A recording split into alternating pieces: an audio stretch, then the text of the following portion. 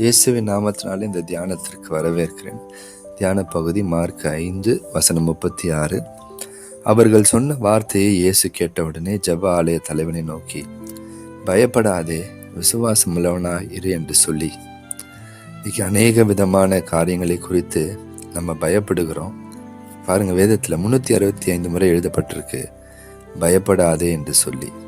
அப்போ ஆண்டவருக்கு நல்லா தெரியும் ஒரு மனுஷனுக்குள்ள பயம் வருமா. ஏன்னா அவரு நம்மை புரிந்து கொள்கிற தேவன்.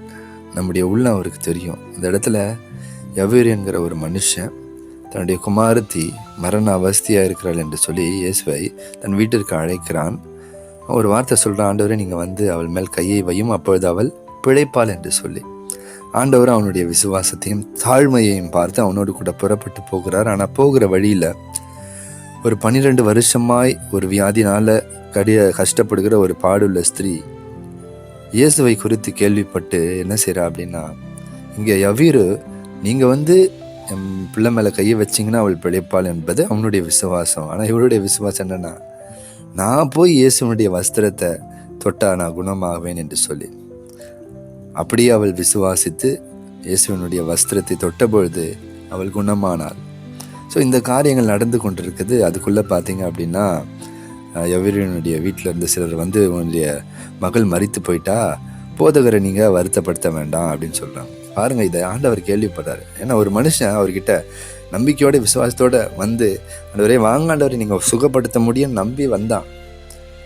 ஆனாலும் சில சூழ்நிலைகள் நிமித்தமாக தாமதமாகும் பொழுது அவள் மரித்தே போயிட்டா.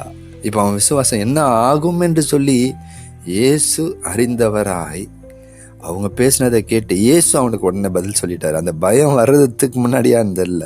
இயேசு சொல்றாரு, பயப்படாத, விசுவாசம் உள்ளவன் ஆயிரு, இன்னும் என்னால் கிரியை செய்ய முடியும். விஷயம் என்னன்னா பாருங்க, அவன் ஒரு ஆரம்பத்தில் ஒரு விசுவாசத்தோடு வந்தான். ஆனாலும் சூழ்நிலைகள் அப்படியே தாமதமாகி அந்த காரியம் நடக்காதது போல போனாலும் ஆண்டவருடைய வார்த்தையை கேட்ட உடனே அவன் மறுபடியுமாய் விசுவாசிக்கிறான். நம்முடைய வாழ்க்கையில் கூட சில நேரத்தில் சில காரியங்களை நாங்கள் விசுவாசித்து துவங்குவோம். ஆனால் தாமதங்களோ அல்லது தடைகளோ வரும்பொழுது நம்முடைய விசுவாசம் சோர்ந்து போகலாம்.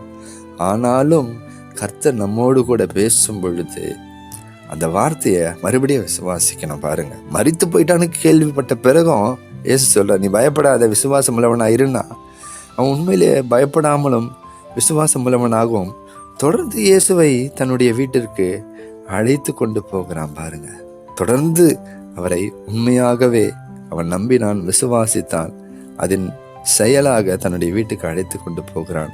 ஆண்டவர் அங்கே செஞ்சது நமக்கு தெரியும். இயேசு பிள்ளையின் கையை பிடித்து அவளை உயிரோடு கூட எழுப்பினார். அல்லேலூயா.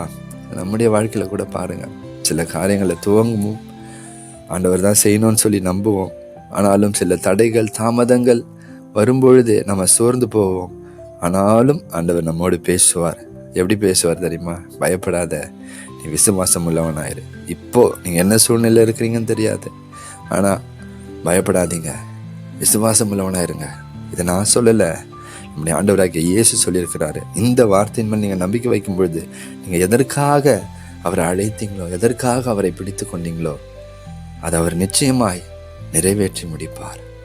கர்த்தர் உங்களை ஆசீர்வதிக்கட்டும். ஆமேன், ஆமேன்.